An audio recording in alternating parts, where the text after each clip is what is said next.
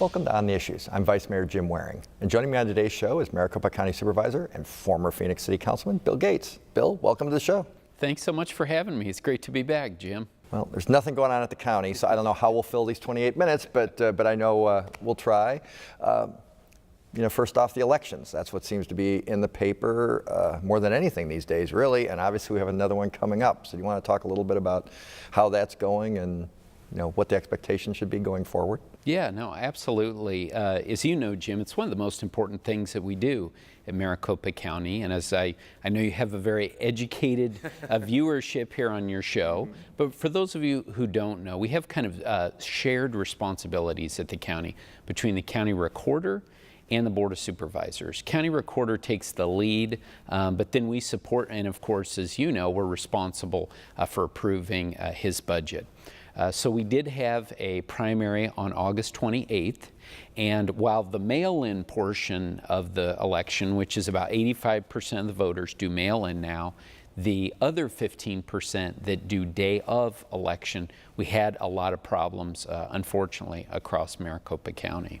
Well, I was at the polling place and I started to hear that this other polling place that I wasn't at, I was out there supporting candidates, and people were kind of flowing in, and some of the volunteers were like, well, we were at this other place and they couldn't vote. I'm like, surely that's overstated, but then I had to go to work, and so I didn't know what had happened until I filmed a PBS show that night, and the first guest was talking about kind of what had happened. And so you want to talk a little bit about maybe what the audit showed and how these things can be corrected going forward? Right. So as you mentioned, that's one of the first things that we did as a Board of Supervisors was to commission an audit to determine what had gone wrong. So we have our internal audit team, which they're a really great group, working with some outside folks. So we don't have the final answers at this point, but we did have our preliminary audit findings come out soon. And there's a few things that were at work. One of the major problems we had was with the machinery that's actually used to check in folks.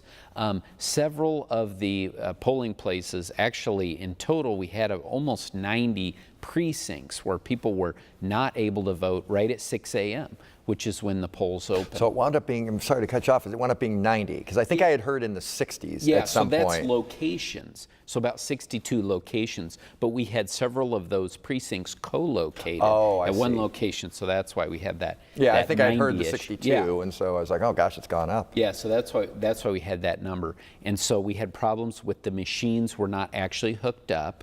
But then also some of the locations we had problems with where, the doors were not unlocked for people to get in. So we had sort of variety, some machinery and some human elements as to why people were not able to vote at 6 a.m. So were there not enough volunteers, or why wouldn't the doors be open? Yeah, so either we had not enough folks there, or there was a breakdown in the communication between the recorder's office and the location. As you know, we have some new people running things over there in the recorder's office, and so we did have some hiccups on that. And so again, that's our role, something that we're really focused on as the Board of Supervisors, is to make sure that we can identify these issues and make sure that the recorder has the information he needs to make sure that things run properly in November. Then additionally, you had people, like you said, going at 6 a.m., they were not able to vote, and then people who, let's say you had the poll workers there, but the machines were not hooked up, we did not have a consistent process of telling those voters where to go, because we had 40 voting centers around the county. So they could have actually gone to another location to vote. And some people did that. Some people were informed. But they have to know that's available. Exactly. Yeah. And that was not clearly communicated to all voters. So we've got to do a better job of that in November as well. Well, and appreciate your use of the word we, but of course, it's not the county supervisors themselves who are running the elections or finding the volunteers. It's a separately elected official whose job it is to make this happen. So, but you do sort of serve, hence the audit and everything. Would it be fair to say sort of an ombudsman role about this? People bring complaints to you, and now you're investigating what happened and trying to be helpful in making sure that the separately elected official runs the elections it goes smoothly. We'll put it that way in November. That's well put, Jim. And not only after the fact, but actually the day of. We were getting a lot of reports in from the precincts within District 3, the district that So you were just getting represent. calls and you were like, what the heck's going on here? We didn't know there was any problem. Absolutely, Oh, that's gosh, right. that's terrible. And so, yeah, we were not informed, unfortunately. We kind of had to find it out ourselves. So we were putting out information. We sent out an email that morning saying to people, hey, you know, these precincts were aware that there are delays in voting. Here are some of the other places you can go. We were also sending information out on Twitter. You know, we like to get information out on social media, and actually some of the media outlets were picking up some of the information that we were sending out, because again, we can't just sit there and say, oh, well, I hope this sorts itself out.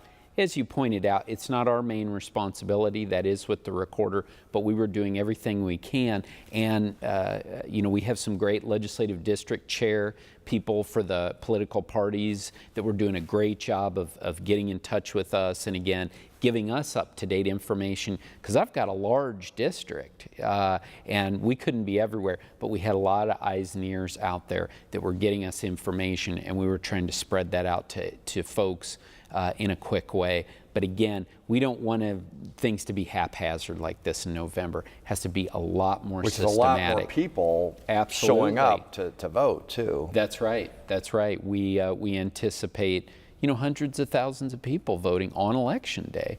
Interest hasn't really been this high in a long time, they're saying, so at least 8 years, maybe more. Absolutely. Absolutely. We've got, you know, important races at the federal level, state level, even the city level. And I've got a large portion of large portion of my district is within the city of Phoenix. So it's important that people know where to go. It's not just that you have the right to vote, but specifically, you have the right to vote at the time that you want to go and vote. So that's sort of one of the lessons. There probably are some people who showed up and were like, I can't go the rest of the day, or what have you. And it pains me to hear that. We had a statewide race that I think was 356 votes. I mean, a state of 7 million people, and it came down to 356 votes. And I guess I always say when people ask me, is it important to vote? I'm like, well, statewide, that's one every however many square miles. It made the difference there. Well, I think, as you know, we're really focused, just like you are, Jim, we're really focused on fiscal responsibility at the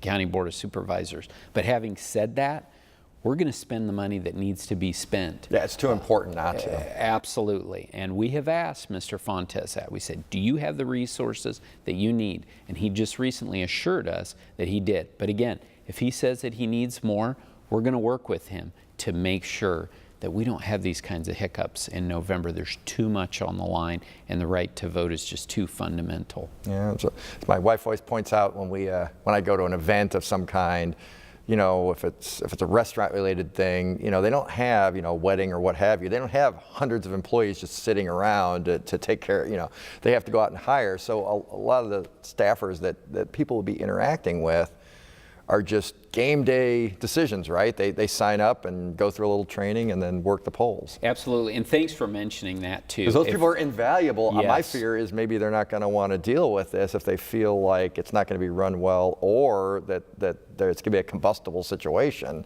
as people get mad. Right, and we would, and you know, since you raised that, would definitely encourage any folks who've done it in the past and have questions. Love to have them come out, you know, give us another shot. Love to have them come out and volunteer, because if we don't have them, you know, it's hard to run it. Yeah, it's hard to run it. And then the other thing too is maybe if there are people out there that have always kind of thought about it, but they haven't done it. What a great way to get involved in democracy. And that's something else we've talked to the recorder, is we want to make sure that he's giving these folks, especially the new poll workers, the training that they need. And he has assured us that that's going to happen. And again, we'll be watching to make sure that that takes place. So please, to your viewers out there who are interested, don't give up. Give us another shot, and really be a part of a successful election in November. Well, I sort of led you into that, but we did not work that out in advance. But I did want to make sure that a pitch was sort of made to people watching at home, because I know people who do that, and they really feel strongly about it. They feel like it's something they can give back to the community, and they're very excited about doing it. And one of the first things I thought of when I heard about this situation was it kind of pained me that maybe some of those folks might back off, given that, you know, tempers flare and so forth. You know, I hope people heed your call and come out and volunteer and work, because without them, there aren't hundreds of other employees who are just sitting around ready to step in. This isn't a professional organization. That wouldn't be realistic. Absolutely. And the other thing that I would add too, you know, some people will say, oh, well, only 15% of the people are voting on Election Day, so let's just get rid of Election Day voting. Let's go to all mail-in ballot. Which Oregon has done, I think. Some other states have done. Paradise Valley, I think, does it. That's right. And I want to be very clear. I've been very clear in other venues that my colleagues and I are absolutely committed to continuing to, even with the, you know, these challenges we had in August, we're committed to continuing to have Election Day voting. For the people who do vote on Election Day, it's very important to them. A lot of them, you know, they bring their kids, their grandkids, and so even though, you know, some may say, well, it would be easier to do mail-in, we are going to continue to, certainly as long as this particular group is on the Board of Supervisors, we're going to continue to have Election Day voting. It's very important to our democracy, and I've heard that again and again from our voters out there. We overlap a lot of our districts, and I'm not surprised you've heard that, because I have heard the same thing, how people want to take their kids, and it's sort of a family thing, and they take kids who aren't even eligible to vote, not even close, and sort of inculcate them with this is important and why. I think it used to be about 80% was Election Day, or was vote by mail, and now it's up to 85. I think in Phoenix it's more like 95 or more. But I still feel strongly, because there has been talk, maybe we should go to vote by mail exclusively. I'm perfectly willing, for my part, to spend the money to mail ballots to everybody, but I have certainly heard from enough people how important this is to them that you know, to echo your sentiments, that you've got to keep polls open. That is just part of democracy, and people feel strongly about it. And just end on this note, you know, I hope that things go smoother for your sake and everybody's, but it's just, it's such an important thing. And however you're voting, I certainly hope people get out and that it's a smooth experience, because that was an unfortunate situation on the primary. But moving on, you moved from the city to the county. At the city, you represented about 200,000 people. At the county, you represent how many? About 700,000. Yeah, so it's almost as big a congressional district. People are always surprised because you mentioned earlier, so I wanted to make sure you got to make that point, that, you know, you represent a large swath of people. Absolutely. So like I said, a lot of Phoenix, and it's great. You know, as you mentioned, you and I share a lot of territory, and it's great all the different things we've been able to work on, and just to be able to pick up the phone and talk to you, talk to Thelda Williams, others. It's been so helpful. But beyond that, I have much of the town of Paradise Valley. Actually just had a meeting yesterday morning with the incoming mayor of Paradise Valley. Really excited about working with him. And then as well, we've got the Anthem area, New River, and Desert Hills. So it's a wide swath. And so with Phoenix, you know, in Phoenix, again, you and I work together. You're on the ground, and hopefully I'm there to support from the county level. But in Anthem and New River and Desert Hills, I kind of joke that I'm the mayor and the city council out there, because it is unincorporated Maricopa County. So very similar, the block by block issues, literally people, you know, raising concerns about streets. There's not the overlap because there's nobody to overlap with. Exactly. Whereas in Phoenix, maybe people were concerned about, you know, speed bumps, wanting speed bumps in their neighborhood. Out in New River, they might say, why isn't our road paved? You know, you've got dirt roads out there. So it's been very interesting. And another one of the contrasts I would do is on the issue of water. So being in Phoenix, you know, we turn the tap on and there's water. And so instead we were always talking about issues maybe about leaks in the street, or maybe water rates, whatever the case may be. Whereas out there in New River, we've got a lot of people on wells, and the wells are running dry, so water is a real big issue. Then you have others who don't even have wells. They actually have the water hauled in. So we've had a lot of water hauling is a fairly big business up there. Absolutely, it is. So I've had a real crash course on that, and I have to tell you, when it comes to water issues, I would say I'm more focused than I've ever been on them, and appreciate again, what you and others have done on the council here to ensure making great moves, really very forward-looking moves. You are not the only one who's learned a lot about water, my friend. Yes, We were learning yes, together. So. Yes, absolutely. So I appreciate the leadership that you and others have here on water issues, but then also I see, that up in the northern parts of my district, I've got a lot in common with, those elected officials who represent areas like Bisbee or Prescott that have these rural water issues. So appreciate the leadership that the governor has taken, and assembling a group to figure out the next innovative and forward-looking policies on water, because we need it. It's so important to our continued growth. I'm certainly not setting any alarm bells off, but I just think that it's great that people are looking to the future and trying to show the same leadership that people like Carl Hayden and others did many, many years ago, and of course John Kyle has in the past and continues to do. All you have to do is pick up a paper, and I think they've done a pretty comprehensive job of covering our water issues. I mean, realistically, if you're not focused on it, you probably should be. So it's been an education for me. I know it has as well for you since your time on the council. We can't live without it. So at some point, we can live without pick an issue for the most part, but not that. So, we will continue to plug along and certainly work together. You peripherally raised a point about, the working with other elected officials. I mean, how does that go? Because you overlap in a way that's a little different than some other body politics. Yeah, that's very different. Of course, as you know here, if you have 5 votes, you can pretty much do anything. Tell the city manager this is the direction we want to go, and then the city manager goes out and does it.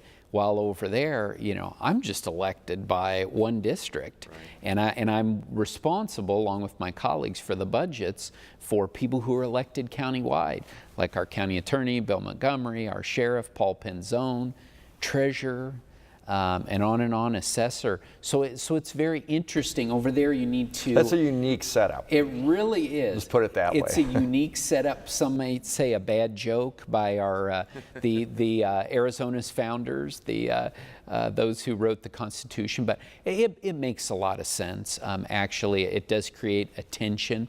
But that tension has bubbled over in the past too, not really so much during your time, yes, but it has in unfortunate ways. Yes, a lot has been written and said about that. I'm here to tell you that we have good relationships. Of course, we've had some challenges, of course, with this election, but we're working with the recorder on that, trying to figure that out. It seems like it's been very collegial. Yeah, and that's been the case with really all the countywide electeds. That's very important, but of course that tension is there where we approve their budgets. So of course, we're making sure that we're looking out for the taxpayer, and I know that all those countywide electeds are as well. And there's so many needs, right? Everybody has important needs, but it is that power of the purse strings, and something that we all take very seriously on the Board of Supervisors, and proud to say that we're not, we were able to, ever since I've been over there, and for years before that, we've been able to keep the tax rate steady over there. And that's something that we've been able to do through innovation and efficiency, both at the Board of Supervisor level, but then also by the countywide electeds. So switching gears, a lot has been written about the Diamondback Stadium. Season is just wrapping up as we film this. This is taped, so it'll be over by the time probably people see it. But so where does that stand? What happened? Yeah. Seems like it's resolved. You're not reading about it in the paper anymore. Can you explain sort of where that is? Because that was about a year and a half, 2 year, maybe I think it was beginning of the 2016 season. So really it's been about 2.5 years. I think that was really in the public eye. Yeah, so that issue had been out there for a few years, and then the lawsuit itself was actually filed my first week as a supervisor. And, so the dispute there was that the Diamondbacks felt that there were, about $187 million in repairs that the county had the responsibility to pay for. And sort of in the alternative, they were saying, well, if we can't do that, we want to have the ability to go out and start to shop potentially for a new stadium. And now their lease ran through 2028, yeah, as I remember. Exactly. And they so, couldn't look till a certain point exactly, in time. yeah. They couldn't look until about 5 years before the end of that. And so we were, there were funds that were being spent on both sides, both the Diamondbacks and the county, as we were moving forward with the lawsuit. And we were sort of on the precipice to go into an arbitration. So it wasn't going to be in a full-blown hearing or trial in a courtroom, but it was going to be an arbitration, which is similar to a trial and was going to cost hundreds of thousands of dollars. We were on the precipice of that. And again, being stewards of public money, we felt that It's not good for anybody. yeah, no, it's not good for anybody. So where we're at now is the Diamondbacks will continue to play. They will continue to play in Chase Field for the time being, but they now have the ability to go out and see if there's somewhere else that they could actually build a new stadium. Having said that, Chase Field is not off the table. So it's certainly our hope that as they look at other options within Maricopa County, in the end, they will choose to stay in Chase Field. But, if they do leave early, there are certain fees that they would have to pay to Maricopa County. But if they choose to stay at Chase Field, that would be great. But the commitment that we have made at the Board of Supervisors level is that we're not going to be going out asking for the taxpayers to pay for a new stadium. Taxpayers paid for that one. It is the taxpayers' asset, but there's really not the stomach to double down with public money. So if the Diamondbacks stay there past 2028, we would renegotiate a new deal for them to stay there. If they choose to go elsewhere, either within Maricopa County or outside of Maricopa County, that asset remains the taxpayer's asset. And then at that time, those of us on the Board of Supervisors would make a decision. Either maybe we bring another sports franchise comes in there, maybe a soccer team, or if it's determined that it will no longer be somewhere where sports can be played, then maybe it's sold to a developer to do something else. But the funds that would come out of that, those are the funds of the taxpayers of Maricopa County. So that was number one. Let's try and protect that asset that Chase Field is in the real estate under it, and I feel like we were able to accomplish that. So if I were to sum it up, they're not necessarily leaving before 2028. Exactly. You gave them the freedom that they were clearly looking for to look Yes. around. It could be refurbished on their dime. Yeah, Is that a fair statement? Exactly. And the $187 million is now their responsibility. Yeah, that's right. So there are certain funds that have been amassed over the years. They can use that money, but that's what's been coming in from ticket sales and things like that. But there's no new public money that's going to be put in the kitty. That's not, again, there was no desire at the Board of Supervisors level to do that. We want the Diamondbacks to be successful. We want them to stay in Maricopa County. We feel like with this deal, it positions them to do that, either somewhere else, negotiating with a government, some other governmental entity or private entity to build them a new stadium, or if it means, like you said, refurbishing Chase Field. We think it's a great location for them. We feel that kind of the experience of other franchises in Arizona over the past few decades has shown that. But in the end, that's their decision.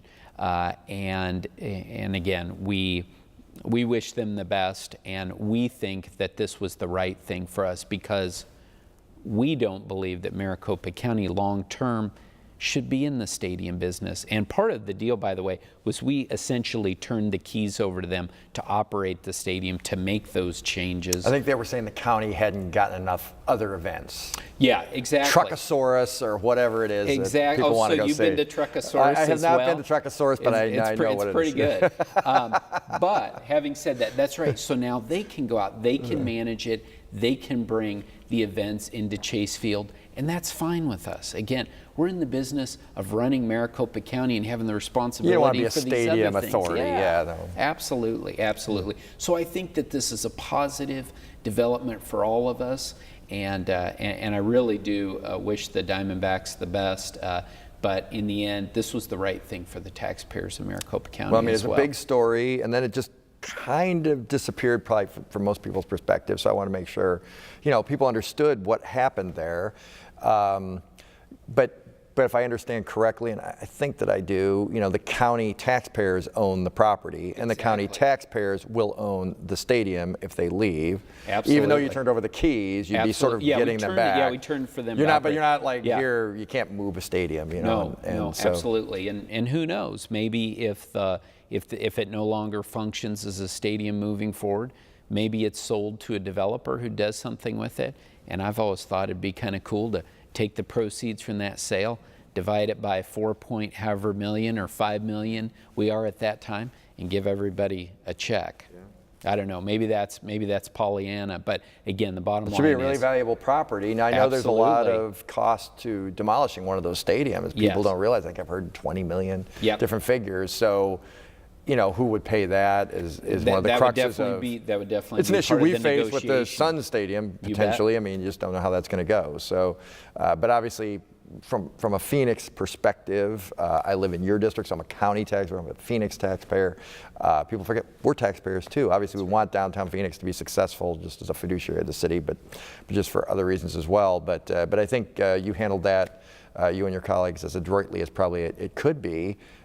Given the circumstances that you inherited. I don't think any of you guys were around, when the original votes were made on this 20-some years ago. Absolutely. Well, no, thank you. You had a very stable group, but then, they had been there long term, but they're all gone now. So. Well, thank you for saying that, Jim. I mean, that really means a lot coming from somebody like you who has, been such a great defender of the taxpayer over the years, and everything that you've accomplished over here at the City of Phoenix. Since I've left, really excited. It all fell apart, Bill. Yeah. Is that what you're angling for? Do you want me to say that?